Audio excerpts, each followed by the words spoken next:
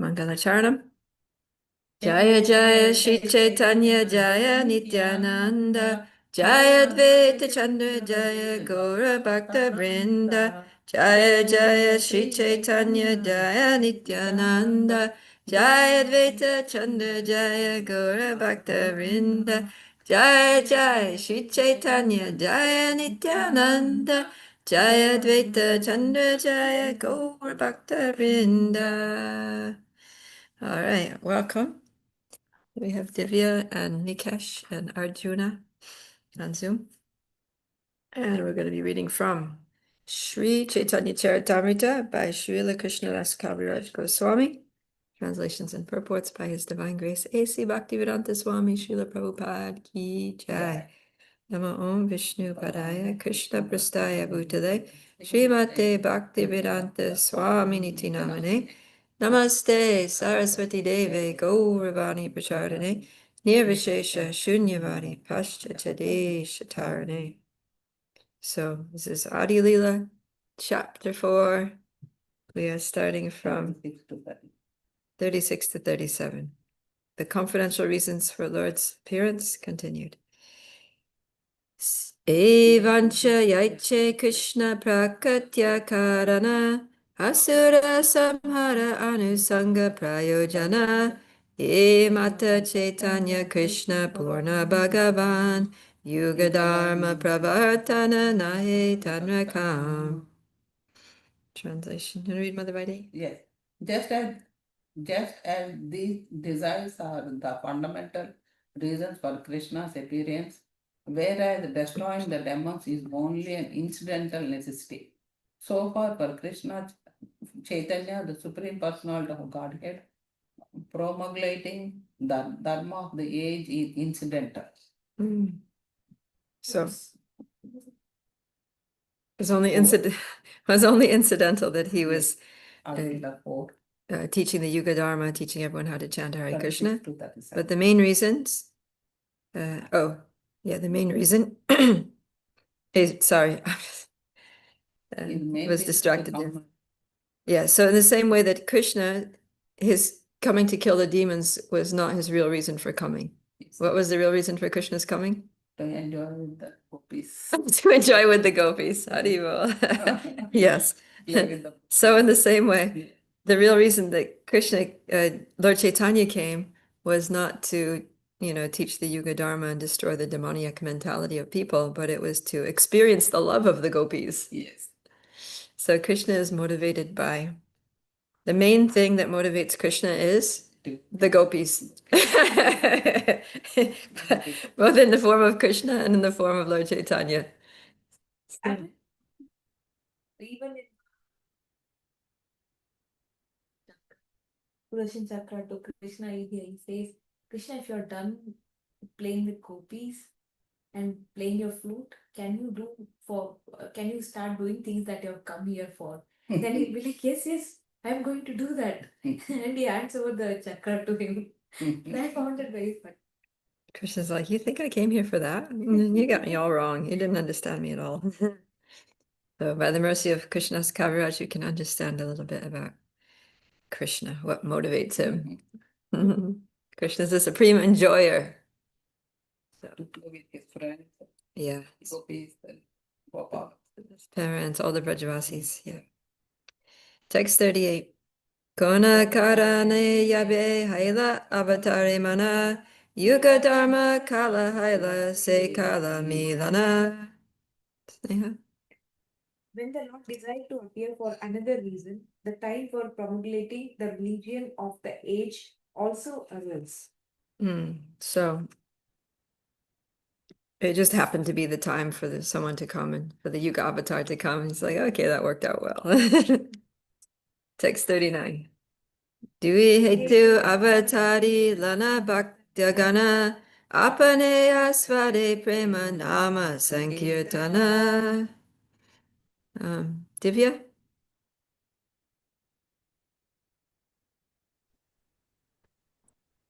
Thus, with two intentions, the Lord appeared with his devotees and tasted the nectar of prema with the congregational chanting of the holy name. So these two intentions, dui hetu. Hetu means reason or cause.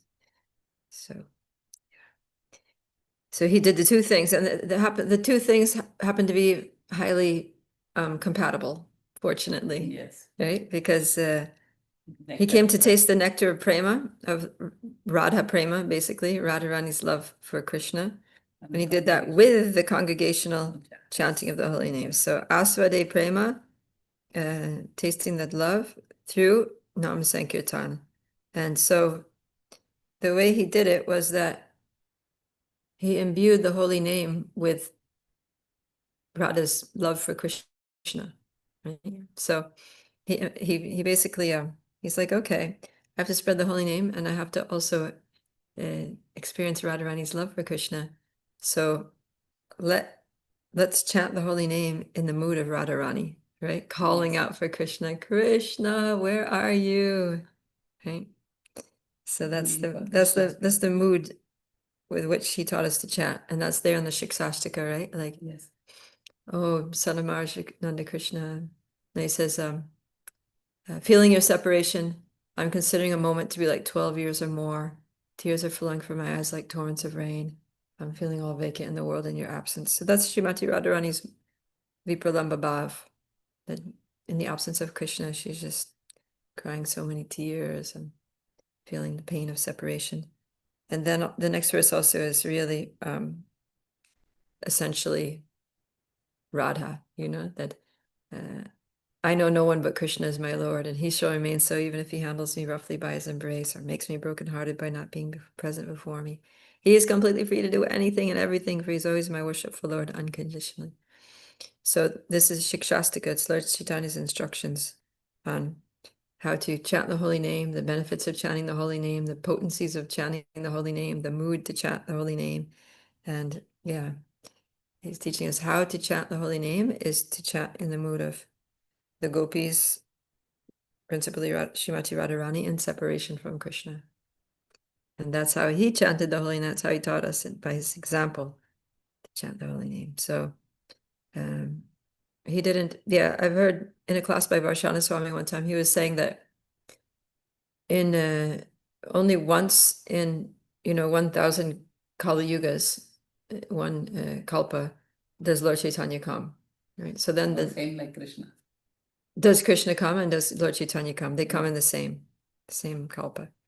So in the 999 other Kali Yugas, a different Yuga avatar comes, not Lord Chaitanya, just a standard Yuga avatar. And that Yuga avatar also teaches the chanting of the holy name. He teaches the Hare Krishna mantra. But that mantra that he gives is different from the mantra that Lord Chaitanya gives. Because he just gives the standard Hare Krishna mantra. He just teaches the standard Nam Sankirtan. But what Lord Chaitanya teaches is Prema Nam Sankirtan. And he invests the holy name with Prema, so that anybody who chants the holy name is going to very quickly experience Krishna Prema. So that's something that's incredibly high, inconceivably high for us. By the mercy of Lord Chaitanya, we can have a little taste for this. Okay, text 40. Se dware achandale kirtana sanchare, nama prema malaganti paraila samsare. Would you like to read, Nikesh? Thus he spread Kirtana even among the untouchables. He wore a wreath of the holy name and prema, with which he garlanded the entire material world. So nama prema mala. Mala means a garland, right? Or sometimes our beads that are on a string, they're called japa mala. Or this garland is called a mala of flowers. So mala means something that's strung together. So he strung together the holy name and prema. The two of them, they're inseparable. In this age, they're inseparable. So if you can't have love for Krishna without the holy name, and you can't chant the holy name without getting love for Krishna. If you got it from Lord Chaitanya, if you got it from someone else, some other sampradaya, then we can't guarantee you anything. But if you get that holy name from in the disciplic succession of Gaudiya Vaishnavas, coming from Lord Chaitanya, then you're getting the Nama Prema Mala. When you get your japa beads at the time of initiation, that japa mala is the Nama Prema Mala. So when you chant on those beads, you're not just getting the Nam, you're getting Nam and Prema together. That's the gift of Lord Chaitanya. Very, very special. We're very blessed. And yeah, Lord Chaitanya was very generous with this, right? Even among the untouchables, Achandale, Kirtan Sanchare, he infused even the chandalas. And that's our qualification, right? That Lord Chaitanya didn't discriminate against people who were born outside of the Varnashram system or who were not Brahmins. He gave to everyone, even the untouchables. And so he didn't discriminate between who was qualified, who was unqualified. He just said, take the holy name, take the love of God, take this Nama Prema Mala. He's good. He's like carrying a whole like a stack of Nama Prema Malas, and he's just putting garlands on everyone all over the world. Right? So Freely to everybody. giving freely. Giving freely to Yeah. everyone. And it's interesting because it says he wove this garland. Mhm. Like he himself, like before it wasn't necessarily together, but he wove them together, right? Like when you're making a garland, you have some red flowers here and some yellow flowers here, and they're, but you weave them together, they become one item. So Lord Chaitanya, he made these two things intrinsically linked to each other so that it's like a buy one, get one free. It's like it's like a 2-pack deal. Yeah. So, Lord Chaitanya ki jai. Text 41. E mata bhakta bhava kari angikara apaniya chari bhakti karila prachara. Do you want to read Pragati? It's a long one. In this way, assuming the sentiment of a devotee, he preached devotional service while practicing it himself. Purport. When Rupa Goswami met Lord Sri Chaitanya Mahaprabhu at Prayagraj, Allahabad, he offered his respectful obeisances by submitting that Lord Chaitanya was more magnanimous than any other avatar of Krishna, because he was distributing love of Krishna. His mission was to enhance love of Godhead. In the human form of life, the highest achievement is to attain the platform of love of Godhead. Lord Chaitanya did not invent a system of religion as people sometimes assume. Religious systems are meant to show the existence of God, who is then generally approached as the cosmic order supplier. But Lord Sri Chaitanya Mahaprabhu's transcendental mission is to distribute love of Godhead to everyone. Anyone who accepts God as the Supreme can take to the process of chanting Hare Krishna and become a lover of God. Therefore, Lord Chaitanya is the most magnanimous. This magnificent broadcasting of devotional service is possible only for Krishna himself. Therefore, Lord Chaitanya is Krishna. In the Bhagavad Gita, Krishna has taught the philosophy of surrender to the Supreme Personality of Godhead. One who has surrendered to the Supreme can make further progress by learning to love Him. Therefore, the Krishna consciousness movement propagated by Lord Chaitanya is specially meant for those who are cognizant of the presence of the Supreme Godhead, the ultimate controller of everything. His mission is to teach people how to dovetail themselves into engagements of transcendental loving service. He is Krishna teaching his own service from the position of a devotee. The Lord's acceptance of the role of a devotee in the eternal form of Lord Sri Chaitanya Mahaprabhu is another of the Lord's wonderful features. A conditioned soul cannot reach the absolute personality of Godhead by his imperfect endeavor, and therefore it is wonderful that Lord Sri Krishna in the form of Lord Gauranga has made it easy for everyone to approach him. Swarup Damodar Goswami has described Lord Chaitanya as Krishna himself with the attitude of Radharani, or a combination of Radha and Krishna. The intention of Lord Chaitanya is to taste Krishna's sweetness in transcendental love. He does not care to think of himself as Krishna because he wants the position of Radharani. We should remember this. A class of so-called devotees called the Nadia Nagaris or Guru Nagaris pretend that they have the sentiment of gopis towards Lord Chaitanya. but they do not realize that he placed himself not as as the enjoyer Krishna, but as the enjoyed, the devotee of Krishna. The concoctions of unauthorized persons pretending to be bona fide have not been accepted by Lord Chaitanya.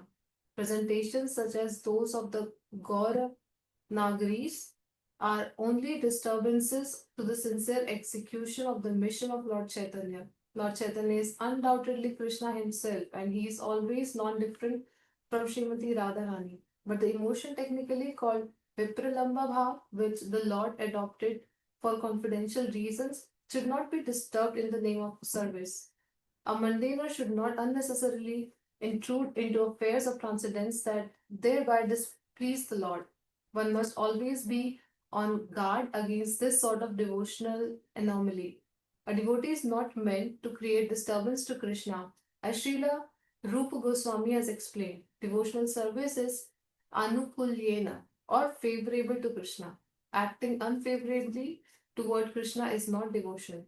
Kamsa was the enemy of Krishna. He always thought of Krishna, but he thought of him as an enemy. One should always avoid such unfavorable so called service. Lord Chaitanya has accepted the role of Radharani, and we should support that position, as Swarup Damodar did in the Gambhira, the room where Lord Chaitanya Mahaprabhu stayed in Puri. He always reminded Lord Chaitanya of Radha's feelings of separation, as they are described in Srimad Bhagavatam, and Lord Chaitanya appreciated his assistance. But the Gaur Nagaris, who place Lord Chaitanya in the position of enjoyer and themselves as his enjoyer, are not approved by Lord Chaitanya or by Lord Chaitanya's followers. Instead of being blessed, the foolish imitators are left completely apart. Their concoctions are against the principles of Lord Sri Chaitanya Mahaprabhu. The doctrine of transcendental enjoyment of by Krishna cannot be mixed up with the doctrine of transcendental feeling of separation from Krishna in the role of Radharani. A lot. Very important purport. Yeah. So what Prabhupada is emphasizing here is that Lord Chaitanya is Krishna, but he came in a different mood. He came in the mood of a devotee. And he came in the mood of a devotee for a particular reason, right? It wasn't just random. He wasn't just like disguising himself and hoping people would understand that he's Krishna and actually respect him as Krishna. He didn't want that. If he wanted that, he would have come as Krishna. But he came as Lord Chaitanya because he wanted to experience Radharani's loving feelings, especially feelings of separation from Krishna. So, devotees who try to worship Lord Chaitanya as Krishna get themselves into trouble.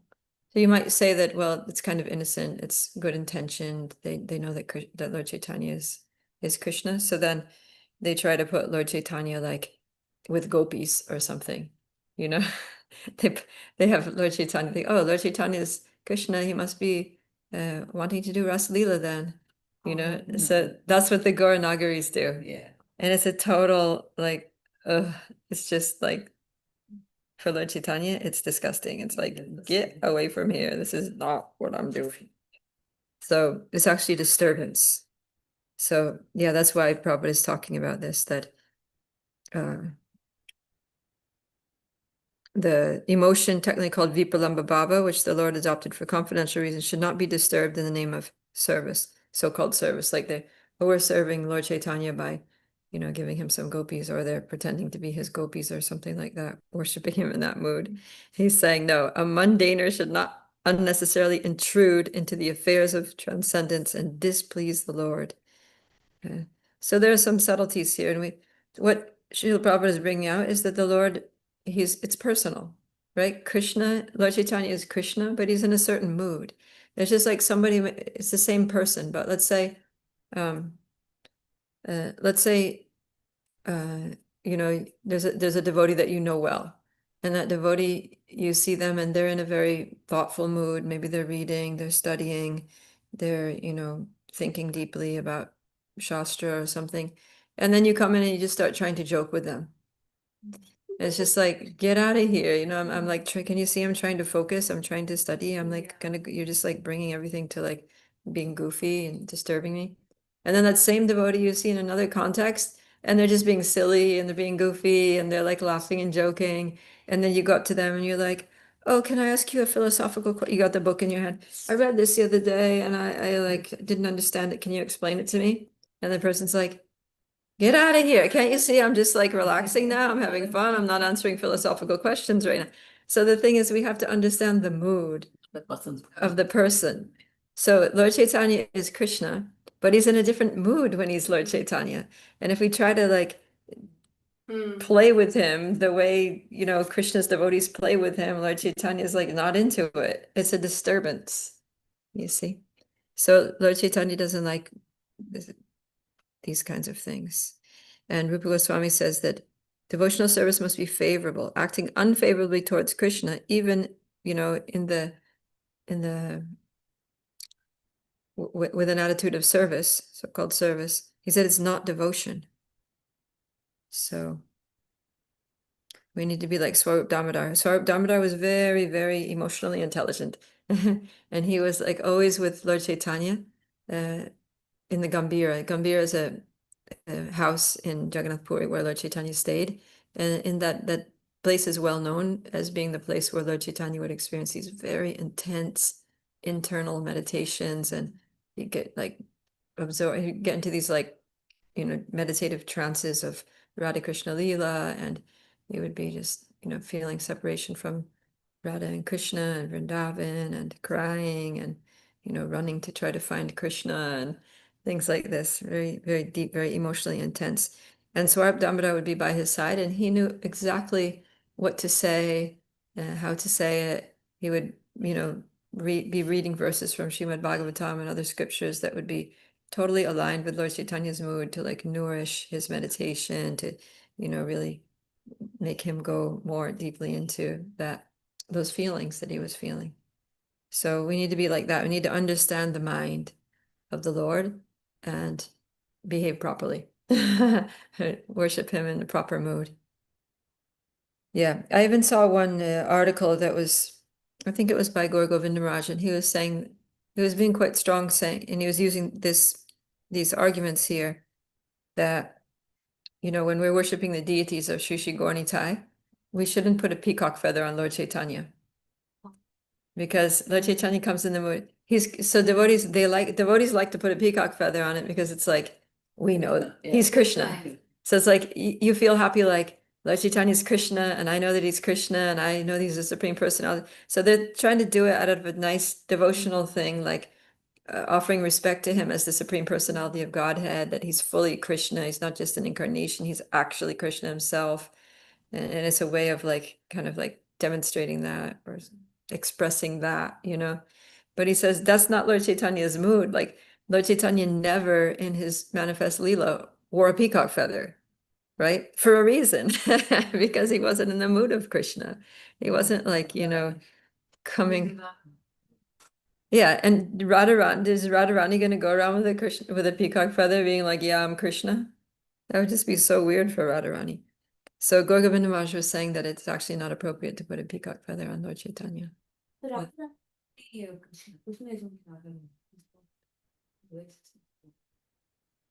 Well, Radharani is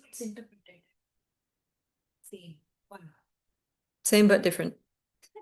Yeah. Radharani is Krishna's energy. She's the personification of his Hladini Shakti, his pleasure-giving potency, but she's not exactly Krishna. Just like, yeah, sometimes Prabhupada gives the example of there's the sun, and then there's the rays of the sun. So like right now here, see the rays of the sun are coming into the room. So we can say, oh, the sun is in the room, right? It's true, the sun is in the room. But if the actual sun globe was in the room would be like a pile of ashes, right? So, and that way, this light and the warmth that's coming from it, it's the energy of the sun. So it's the sun, but it's not the sun. So that's the situation. Srimati Radharani, she's Krishna Shakti. She's Hladini Shakti. So she's the energy of Krishna, but she's not Krishna. Okay? But she gives a lot of happiness to Krishna because she's his happiness-giving Shakti. And their relationship is, and the thing is that even though she's not like Krishna, but Krishna in their loving relationship, he lets her control him. That's Krishna. Krishna's very amazing. Okay. All right. Text 42. Dasya Sakya Vatsalya Araye Shringara Chari Prema Chaturvidha Bhakta Iyadara. Arjuna, would you like to read? He's going to say next verse. Oh, there he is. How are you here and there? Oh, okay. Hi, me. Okay, I'll read. 4 kinds of devotees are the receptacles of the 4 kinds of mellows in love of God, namely servitude, friendship, parental affection, and conjugal love. All right. Let's go to text 43. Nija nija bhava sabe shreshta karimane nija bhave kare Krishna sukha asvadane. Each kind of devotee feels that his sentiment is the most excellent, and thus in that mood he tastes the great happiness with Lord Krishna. So sometimes this question comes up, right? That because when we talk about the different rasas or different relationships of Dasya, Sakya, Vatsalya, and oh, Shanta's not even here. Lord Chaitanya's like, no, we don't do Shanta. Dasya, Sakya, Vatsalya, and Madhurya, or Sringara is also Madhurya. It's a synonym. So there are these 4 relationships: servitude, friendship, parental affection, and conjugal love. And so, well, okay, he's going to say in the next verse that conjugal love is superior. But so somebody might think, oh, well, if we go back to Godhead and, let's say I'm in Dasya Ras, and then I see, someone who's in Madhurya Ras, am I going to feel inferior? Am I going to feel like, oh, I'm not as good as they are, my service is not as important as hers is? Or, are we going to have like an inferiority complex, or are we going to feel like, oh, shoot, I wish I could be a gopi. Why is it that I'm just a servant? And feel like we're lacking something, we like, because in this world, like if you say you work in a corporation or something, so there's one person who's like the CEO, and then there are department heads, and then there's just the workers like on the ground, you're just like cleaning or, doing some, repairs or things like that. So then the people who are low down on the totem pole, they're often thinking, oh, if only I was the head of the department, if only I was the supervisor, if only I was the CEO, then my life would be a success. So then people would, because of our material consciousness and ways of understanding what's good and what's bad and what's whatever, we think, oh, I'll have to be in Madhurya Ras, otherwise, I have to be the best, I have to be in the topmost position, otherwise I'm not going to be satisfied, I'm always going to be, feeling like I'm not good enough or whatever. Is that the case, right? Am I going to feel like that eternally? And so the way a devotee described it is that one time I asked that question when I was a new devotee, and they said that it's like, that objectively speaking, that friendship is a higher rasa than servitude, and parental affection is higher than friendship, and conjugal love is higher than parenthood. But if you're a servant, if you're in Dasya Ras, then you don't feel incomplete. So he said it's kind of like if you have cups of water. So you have a small cup, and then you have a bigger cup, and then you have a bigger cup, and then you have like jumbo cup. But they're all full to the brim, right? That's the idea. So one is holding more water, but even the small one is full to the brim. It's not feeling like it's missing anything. It's not feeling like it's lacking anything. And if you try to pour more in it, it's not going to go anyway. It's just gonna, because that's the capacity.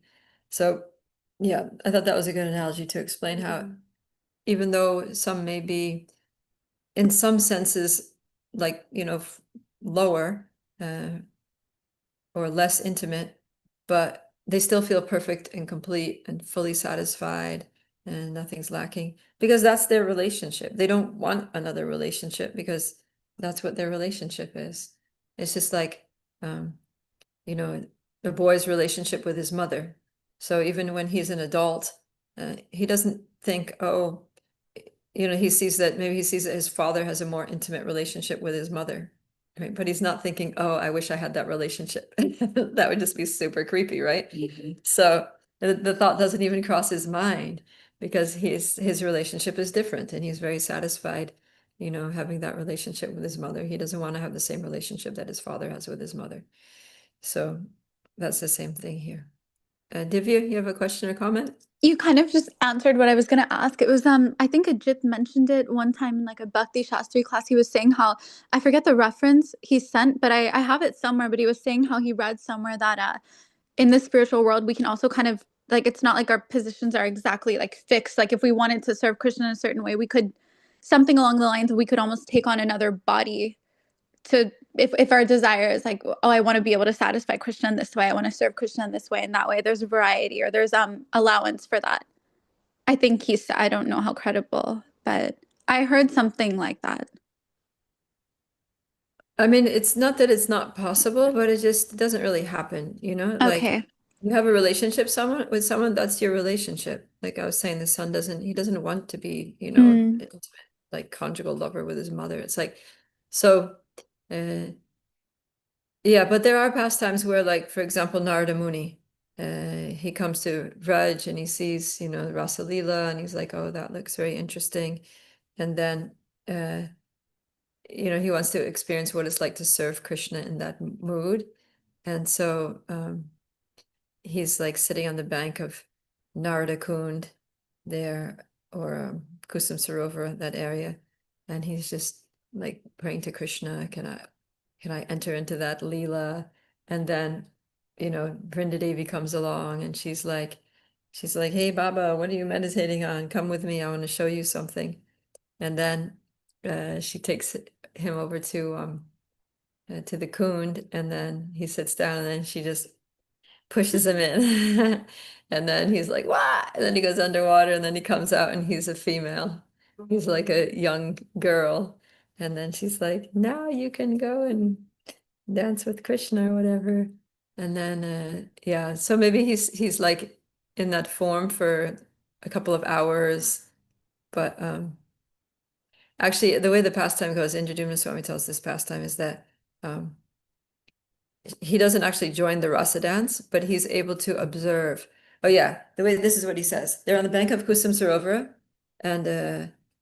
and at first, when he's sitting on the bank of Kusum Sarovar, he just sees that it's a beautiful body of water full of like lotus flowers.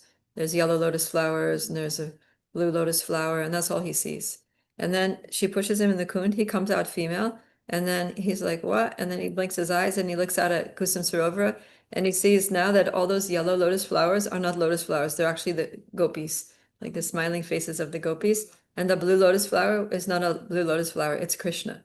And then he's able to watch them splashing each other and playing and having their, fun romantic dealings, their water sports in Kusum Sarovara.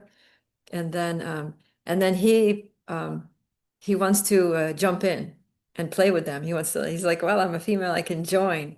But just when he's about to jump in, Vrinda Devi says, you can't enter, you can only watch. He says, I've given you this form so that you can see.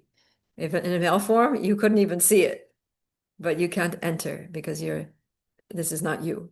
This is like not what you do. So then he was like, okay. And then she dipped him back in the water and he came out, Narada Muni, and then he went away. So he got a vision, but yeah, it wasn't his mood. Or she said that because his consciousness was like mixed, because Narada Muni, he's basically like a Vishnu Bhakta, so he sees the Lord in a mood of awe and reverence. Like Narayan. Yeah, Narayan. So it's not his mood. So the thing is, we might be able to get some glimpse. It's like, yeah, that's why Rupa Goswami, he talks about our rasa as a sthayi bhav, and sthayi means fixed. It's like that thing that doesn't move. So your sthayi bhav doesn't change. You may observe somebody else's relationship with Krishna, and you may appreciate, like the gopis. They go over to Mother Yashoda's house to cook for Krishna, and they love Mother Yashoda. They think she's just the best, like she's so affectionate and she's so caring and so sweet and so expert in all the things that she does for Krishna and for them. He's very loving towards them. She's generous. She's always giving them Krishna's remnants and inviting them to come serve. And right, so they really appreciate Mother Yashoda, but they don't want to be Mother Yashoda. Forget it, you know. But they think she's just great, you know. They worship the lotus feet of Mother Yashoda, but they don't want to be Mother Yashoda. So yeah, because they have a different sthayi bhav, and the last thing Mother Yashoda wants to be is a gopi. You know what I mean? It's like so yeah. So the sthayi bhav is fixed. And then what happens is you can appreciate somebody's mood and you can serve that person, right? That's how we interact with the other devotees of other rasas, is that we serve them, we support them in their service. Like the gopis come over and they help Mother Yashoda. And Mother Yashoda, she packs up Krishna's remnants and she sends it over to Java and gives it to Radharani. So she always she's actually like she wants to get Radharani to be with Krishna. Like her dream is that Radharani marries Krishna. Right? So she's like really happy when Radharani comes over and she's like, oh, I hope these two are gonna fall in love. Little does she know. So yeah, so they all support each other, they all enhance each other's mood for Krishna, but they don't want to be each other, right? Like we are who we are who we are, and that's it. It doesn't change. They help each other. Yeah.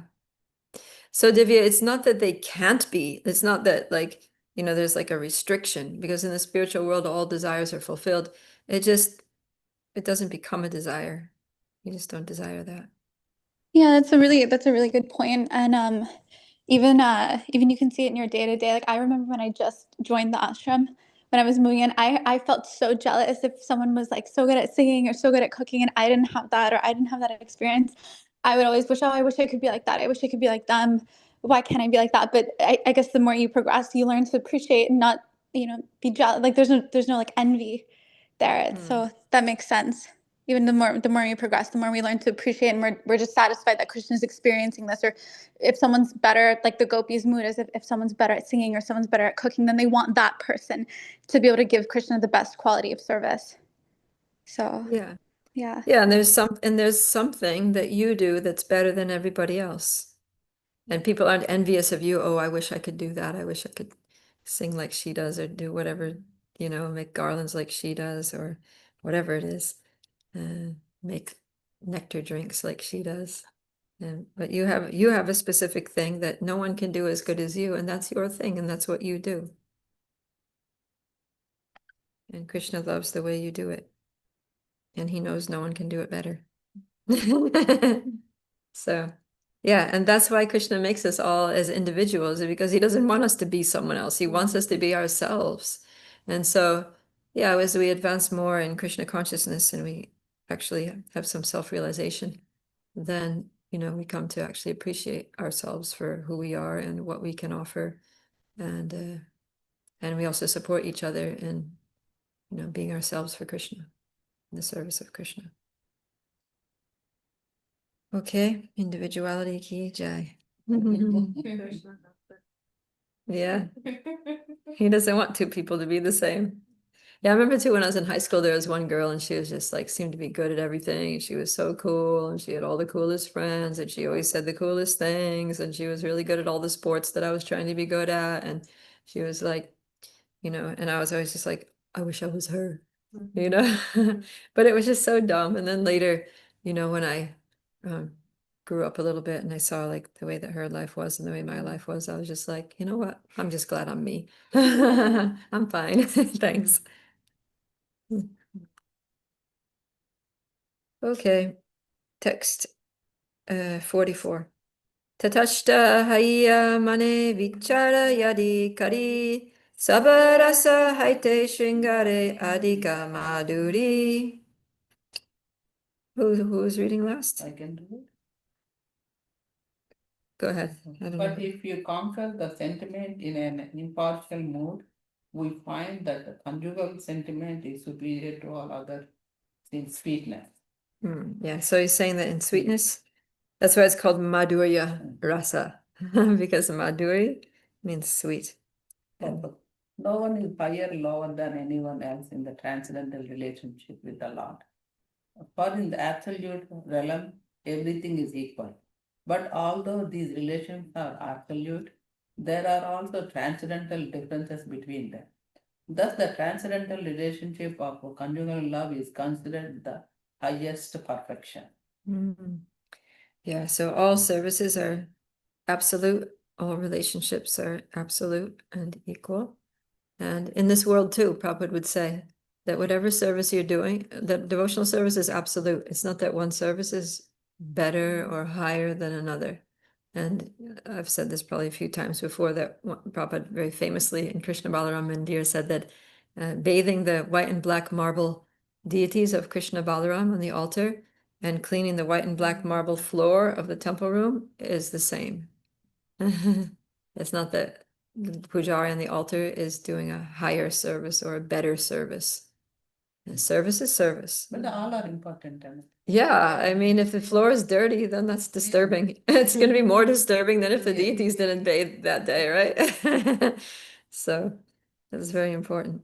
Yeah, sometimes, like devotees are, those who know about Varnashram Dharma and things like that, they can be kind of like a little down on, Shudras or something. And I'm just like, if we didn't have Shudras in the world, we would be in big trouble. Like who's gonna take out the world would be full of garbage because no one's gonna take it out. It would be filthy. Who's gonna clean the place? Everything would be broken because who's gonna fix the pipes when they break? Who's gonna fix the electricity when it like has a short circuit? Like it would be a mess. We would not be able to function.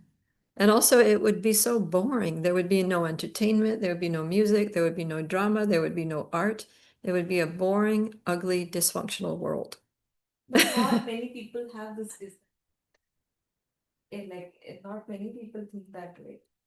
Well, because people are But anyhow, that's what we learned. proud and envious. Yeah, That's why we learn from that's why scripture. we're studying the scripture to learn. So yeah, everybody has their role to play. And if you talk to one of these Shudra guys who's doing his, fixing the plumbing or something, and you ask him, would you like to be a CEO or would you like to be a university professor? No, Yeah. I'm happy doing my Yeah. little carpentry Yeah. and building houses. I feel great satisfaction doing that. I get to use my body. I get to make something beautiful. They're happy. Like for the boat festival. See, Joel and the other guy, they did the boat. They set up the swimming pool, they filled it up with water, they put the decorations there, they brought, And they are the one again took it out. they clean it all up. We need them. We just go there and, That's what I told him. You did the more service for the boat festival than any devotee. Right?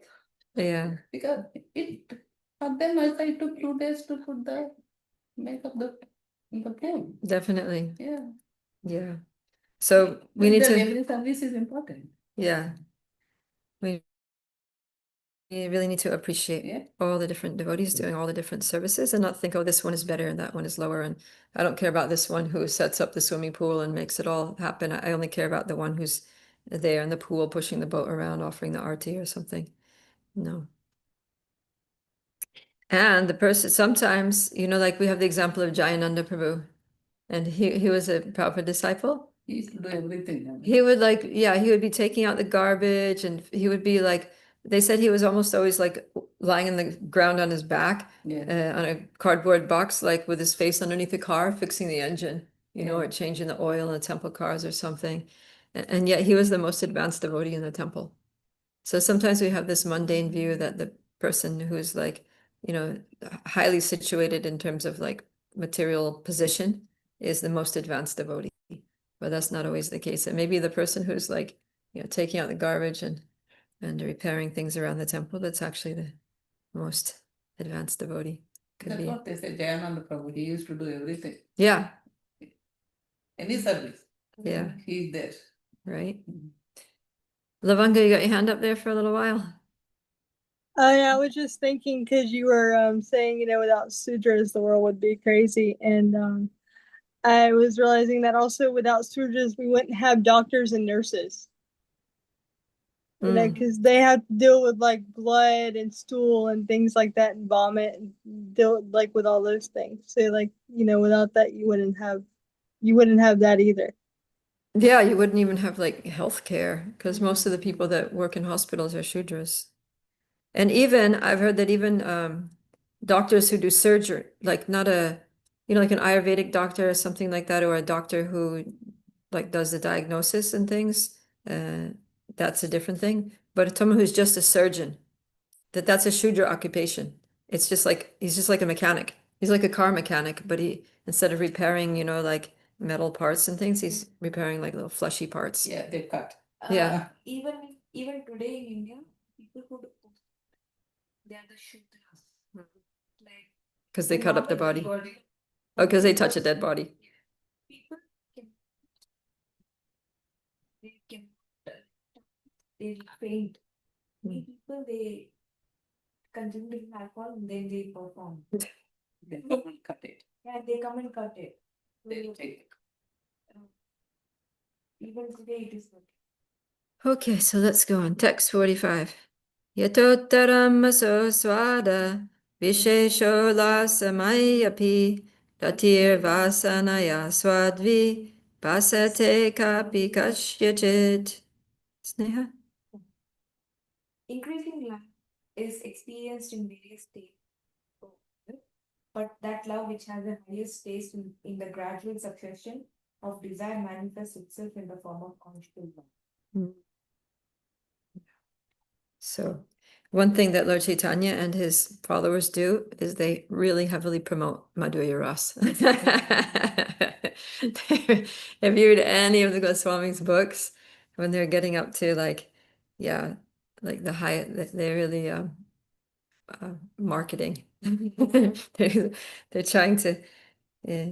Because if you think about it, one devotee told me that in the spiritual world, um, uh, he said there's only so many people that can serve as Krishna's parents, and do those like cook Krishna's meals and wake Krishna up in the morning and sorts of things um, and then the servants. There's a lot of different services that can be done, but it's like limited how many people are going to fan Krishna, how many people are going to massage his feet, how many people are going to like help him get dressed or bring him a glass of juice or something, but the number of gopis and in Madhurya Ras is unlimited because the rasa dance can just be expanded unlimitedly, and Krishna expands himself into unlimited Krishnas. And yeah, so it seems like not only is that the highest rasa, but that's the one that has more openings. So it seems that at least in Goloka, right? But then there's one Goloka planet. Of course, that's the biggest place, but there's so many Vaikunthas. So there's many people that'll be like in Dasyaras or Shantaras in Vaikunta. But if we're just talking about Goloka, so those who want to go back home, back to Godhead, back to Krishna in Goloka, Vrindavan, then the probability is that you're going to be in Madhurya Ras. Because in Vrindavan, yeah, I read that even the other rasas, they're all assisting the Madhurya Ras, right? Like I talked about how Mother Yashoda, she's bringing Radharani over. And even the cowherd boys, there's some cowherd boys who are like, they're called Priya Narmasakas, and they help Krishna to meet with Radharani. They send messages here and there. They communicate with Vrinda Devi, and so the boys are also kind of in on it. And then the other ones that are innocent, then they play with Krishna and they support the Vipralamba Bhav by, preoccupying Krishna so that he's not with the gopis, so that the gopis feel separation. So everybody in that sense is, serving Madhurya Ras. It's kind of like a rumor, like it's like a unspoken secret that everybody's kind of aware of, but not talking about, but becoming very blissful about, is Krishna's relationship with Srimati Radharani. That's like in the atmosphere, right? It just pervades the atmosphere of Goloka Vrindavan. So, why did I start talking about that? Because of that conjugal. What about it? You're talking about how conjugal love is better than. Oh, but how they all, taste. the highest taste, yeah. Yes. So they all have like, oh, that there's more gopis. Yeah, that's okay. That the probability is that you're going to be in Madhurya Rasa. And that's why, and despite that, it wasn't emphasized before, right? There was no opportunity to really get into that mood before Lord Chaitanya came, and that's why he came, right? That's the external reason why he came, that was to teach Bhava Bhakti, to teach Prema Bhakti, following in the mood of the gopis, and to sort of open our awareness to the fact that that could be you, that could be your you could you could serve Krishna in that mood, like as a little girl who has a crush on Krishna and just loves him and wants to, dance with him or serve Srimati Radharani in that mood. So, yeah. Okay, that's why they're like marketing it so strongly. You're gonna say What's the feeling in Shantaras, conjugal love? No? Shantaras is neutrality. So it's kind of like it's like respect or admiration from a distance. So in Shantaras, you don't actually serve Krishna. You're just kind of like watching him walk past and being like, oh, Krishna's so wonderful. Look at Krishna, he's so beautiful. Oh, Krishna, he was so amazing, right? But you don't interact. You're kind of like a passive observer. So the Goswamis don't recommend that. They're like, no, you need to be active. You need to do something for Krishna. Don't just stand around watching and appreciating. Also, Prabhupada says that in Vrindavan, Shantaras is like inanimate objects, like Krishna's stick or Krishna's flute, or, like the stone that Krishna sits on or something like that. It's not active. It's just kind of there. And, Krishna might sit on you or flute is Shantaras. Is flute? Krishna plays a flute, yeah. Is it there? No, right? I don't think so. I mean, I haven't seen it or heard of it. Okay. Text 46. Ataeva madhura rasa kahitara nama swakiya parakiya bhave dvivida samstana. Bhakti. Therefore, I call it Madhurya Ras. It has two further divisions, namely wedded and unwedded love. Okay, so now that he's already established that this Madhurya Rasa is the best, now he's going to deep dive into it. Parakiya bhave atira sera ulasa rajavina ihara anyatra nahi vasa. Divya?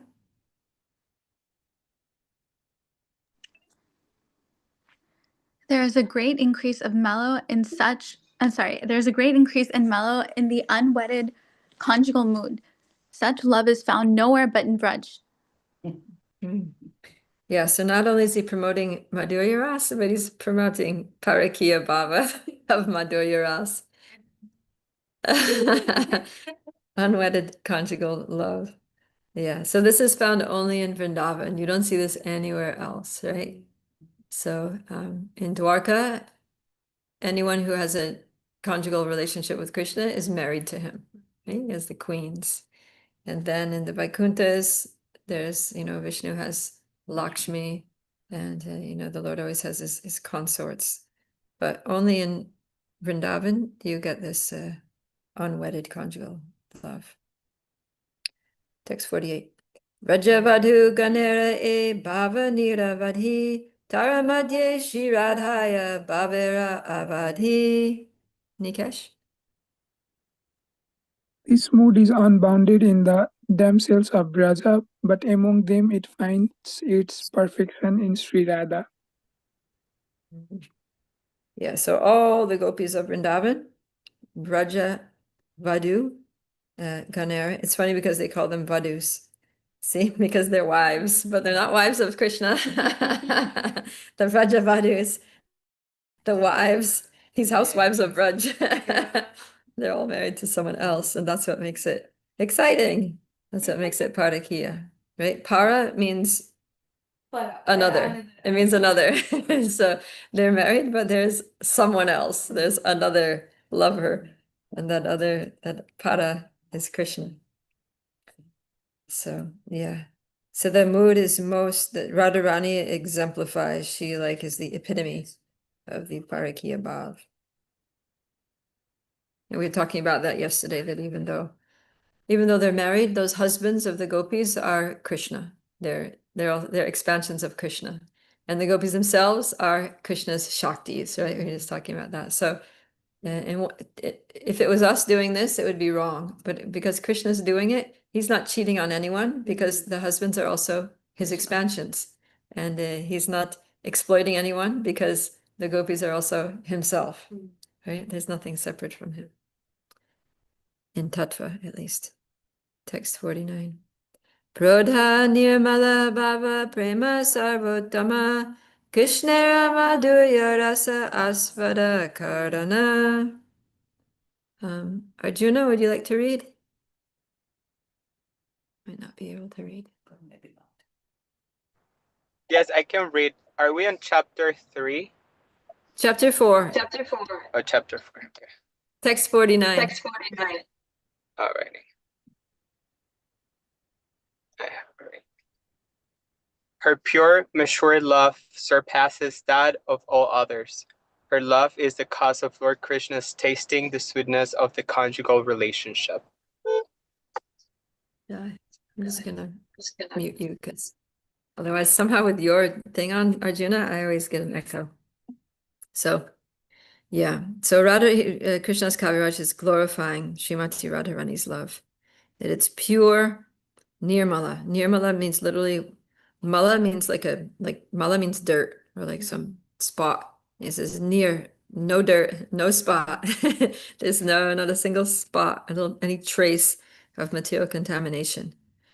And prodha means mature. So it's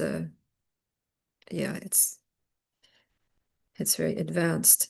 And surpasses, sarva uttama. Out of all the others, it is the uttama. It's the best out of all the others. It surpasses everyone else's love. And her love is the reason that Krishna can taste the sweetness of the conjugal relationship.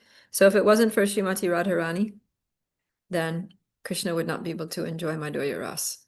Because you could say, oh, there's like zillions of other gopis. Yeah, but they're all like servants of Srimati Radharani. Even the ones like there are other camps of gopis that are opposed to Srimati Radharani's group, like Chandravali, they're always trying to like sabotage their Radharani's meeting plans, or like intercept, like Krishna's on the way to meet Radharani and they try to like seduce him off the way and go over and somewhere else and waylay him, and then Radharani's like, what happened? Where is he? He's late. But that's also just to enhance the dynamic tension and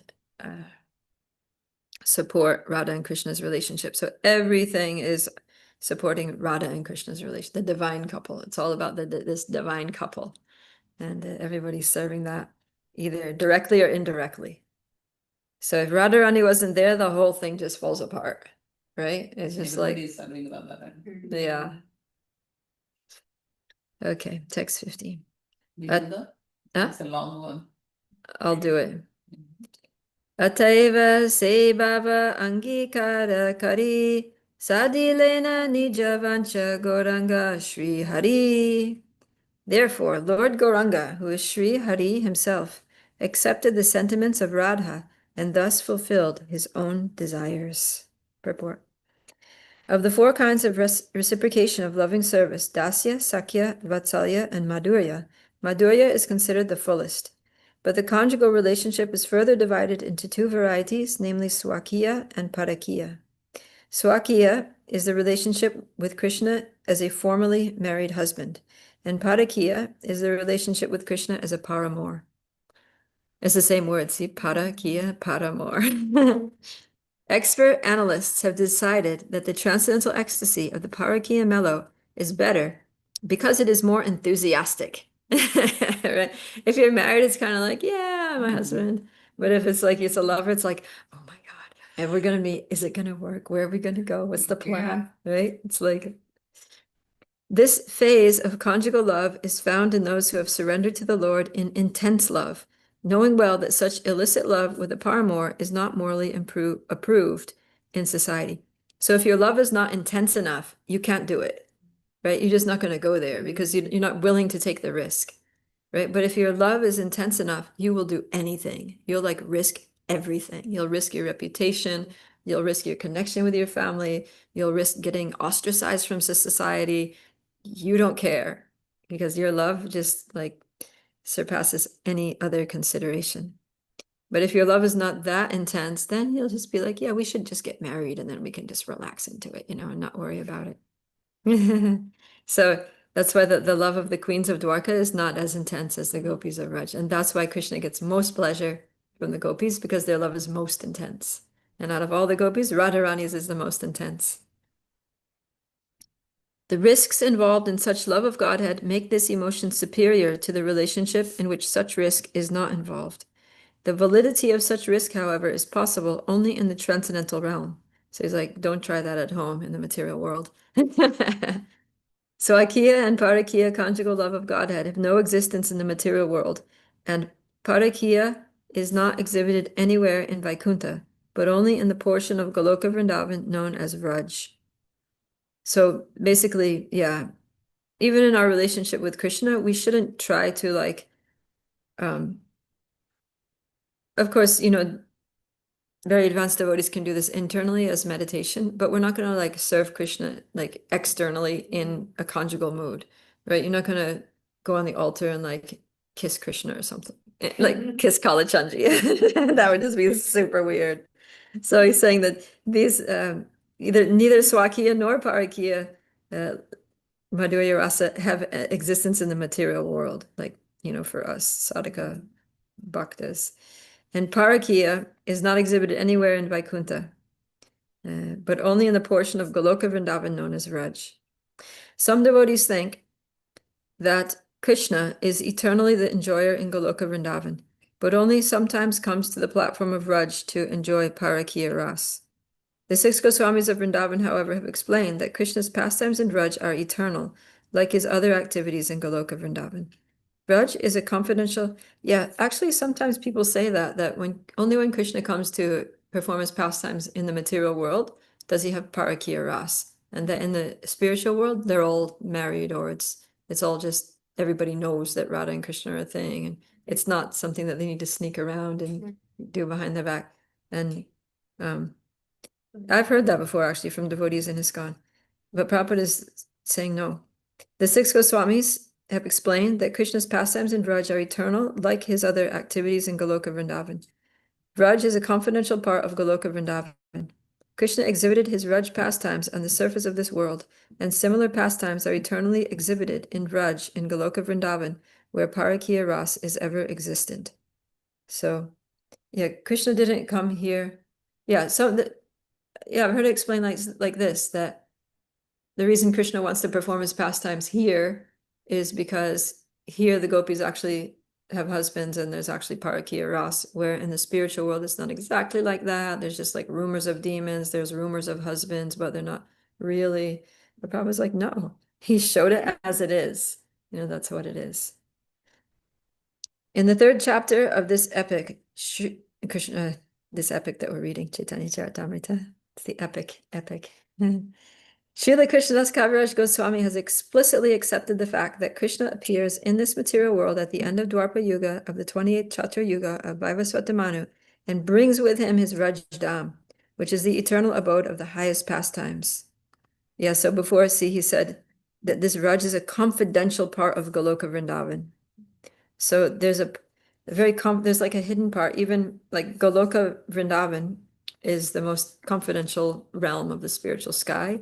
And yeah, and Goloka Vrindavan, there's different things going on there. And then there's apparently a very confidential part, a hidden part of Goloka Vrindavan, which is Vraj, and where this Parakiya Ras takes place. And so maybe, just maybe, these people who are saying that, no, that doesn't happen in the spiritual world, it only happens in the material world, are saying that because they're not aware of this Vraj in Goloka Vrindavan because it's hidden, right? Maybe they're not in on the on the inner secrets of Goloka Vrindavan, and they don't know that this goes on up there. But Prabhupada is saying, no, there's a confidential part of Goloka Vrindavan, and that's where Krishna exhibits Parakiya Ras, and that most confidential part of Goloka Vrindavan is what Krishna brought to this world when he came. And those secret pastimes that are secret even in the spiritual world in Goloka Vrindavan, he just like manifested here. That was Krishna's inconceivable mercy on this world. Like things that people in the spiritual world in Goloka Vrindavan don't even know. Krishna came here and showed random people. I mean, not random. It wasn't, you know, by chance that they might have seen him.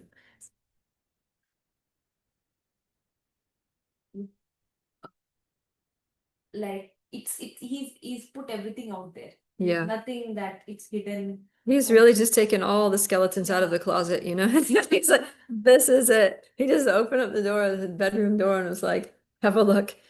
And yeah.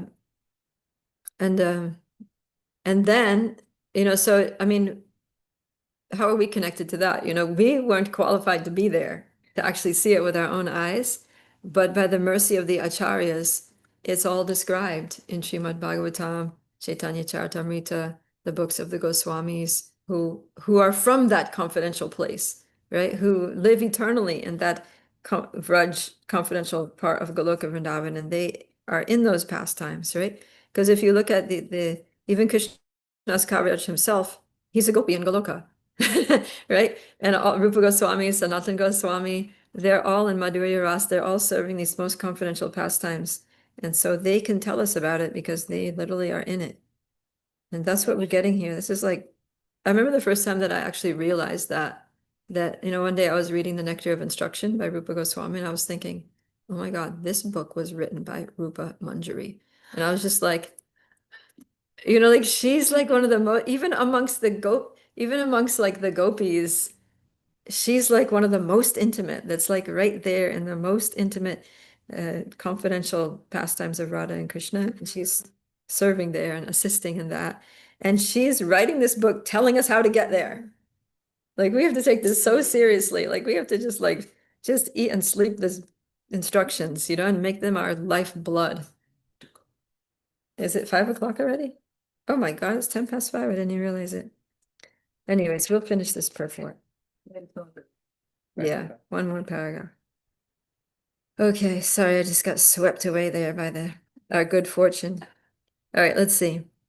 As the Lord appears by his own internal potency, and Prabhupada gets so ecstatic here. He's like, Krishnadas Kaviraj has explicitly accepted the fact that Krishna appears in this material world at the end of Dwapara Yuga of the 28th Chatu Yuga, Vaivasvatamanu, and brings with him his Vrajdam, which is the eternal abode of his highest pastimes. As the Lord appears by his own internal potency, so he also brings all his paraphernalia by the same internal potency without extraneous help. It is further stated here in the Caitanya Charitamrita that the Parakiya sentiment exists only in that transcendental realm and nowhere else. This highest form of ecstasy can exist only in that most confidential part of the transcendental world, but by the causeless mercy of the Lord, we can have a peep into that invisible brudge. Oh my God, Srila Prabhupada is just saying the same thing that I just said, that we're so fortunate that this highest thing that even in the spiritual world people don't know about because it's so confidential, but by the causeless mercy, right? Like who are we to deserve this? We did nothing. We're causeless. It's just causeless mercy. We get a little peep into that invisible Vraja. The transcendental mellow relished by the gopis in Vraj is super excellently featured in Srimati Radharani. Mature assimilation of the transcendental humor of conjugal love is represented by Srimati Radharani, whose feelings are incomprehensible even to the Lord himself. The intensity of her loving service is the highest form of ecstasy. No one can surpass Srimati Radharani in relishing the qualities of the Lord through this supreme transcendental mellow. Therefore, the Lord himself agreed to assume the position of Radharani in the form of Lord Sri Gauranga. He then relished the highest position of Parakiya Rasa as exhibited in the transcendental abode of Raj. Yeah, so Krishna was like, I want to feel what Radharani's feeling. I want to know what the qualities are in me that she admires so much. And then he came as Lord Sri Gauranga. Yes, Lavanga. Prabhu, my internet was cutting in and out, but you were saying something I was really interested in. And you were mentioning how what I heard before it was kind of cutting in and out. You said some people say that in the spiritual world there's no demons, and then I heard, but Prabhupada here says no. So did my internet miss a few things, or is No, it what I was saying? saying was that the thing that I was talking about was not the demons. I was talking about how some people say that in the spiritual world in Goloka Vrindavan, there's no actual parakiya rasa Okay. because they say that the gopis don't actually have husbands. Okay, but Prabhupada's saying that that's not true. I was saying that in the same way that there are rumors of demons, that they say that in Goloka Vrindavan there are just rumors of husbands. But Okay. there actually are no husbands, so the Parakiya Ras isn't so intense as it is here, where they actually have like husbands that are walking around that people see, that you're not just rumors. So they say that that's why Krishna likes to come to the material world, because he can like really get the full experience of Parakiya Ras. But Prabhupada is saying that's not the case. It can't be that there's something in the material world that's nothing is missing in the spiritual world, that Krishna has to come here to get some experience that he can't get there. That would just be absurd, actually. So he's saying no, that Parakiya Rasa exists in its fullest extent to even greater intensity than here, probably, in Goloka Vrindavan, but that part of Goloka Vrindavan is very confidential. And so maybe some people don't know about it. Okay, thank you so much, Prabhu. Yeah. Divya? Oh, it's just a super quick question. I saw Govind Krishna Prabhu. He just made like a video of ISKCON Dallas. Like he was just there, like a tour of the temple room. He was saying that I guess I never knew this, but Kalachandji, he was saying that Kalachandji or that Mahaprabhu took himself, like took darshan of Kalachandji when Kalachandji was still in Vrindavan before the Mughals came, and he was moved to Jaipur. Is that true? I'm not sure. Okay. Okay, I don't thank know. you. I mean, I don't know how we could verify that, Yeah. but it's possible. I mean, Yeah, 500 I've years heard old. that before. I've heard it before, and they say that Kalichanji is like over 500 years old, so it's Yeah. possible. Right? Okay, thank you. And maybe that's why Kalichanji is so special, It's good advertisement for Dallas. right? Everyone's gonna be like, "Oh my God, there's a deity in the West that Lord Chaitanya like danced in front of and shed tears in front of." Yeah, and he's right across the street from us right now. Woohoo. Okay, Jai. Shri Radhika Chanji ki jai. Shri Chaitanya Charitamrita ki jai. Krishna's Kaviraj Goswami ki jai. Srila Prabhupada ki jai. Gaur Premanandi. Oh, I always forget I can see YouTube here. Oh, nobody's there. Okay. That's good because we're already late. All right. Well, today's Thursday. We'll see you tomorrow.